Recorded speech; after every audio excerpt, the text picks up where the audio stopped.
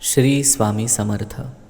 स्वामी म्हणतात, ज्या वाहनाचा आपण आश्रय करतो त्या वाहनाचा वेग हा आपला वेग होतो. फक्त त्या वाहनात निश्चल बसून राहणं एवढंच आपलं काम असतं. तसे आपण खऱ्या संताजवळ नुसते पडून राहावे. संतांच्या संगतीत आपली कृती अशी काहीच नसते, नुसते अस्तित्व असते. त्यामुळे अहंकाराला वाव न राहून वासनेचा क्षय व्हायला फार मदत होते. तुकाराम महाराजांनी देवाजवळ धनसंपदा मागितली नाही, मुक्ती देखील नको असं म्हटलं, फक्त संत संगती दे असं म्हटलं.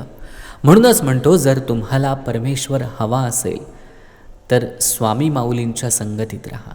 आता स्वामी माऊलींना आपण प्रत्यक्ष भेटू शकत नाही किंवा त्यांच्याबरोबर प्रत्यक्ष बोलू शकत नाही.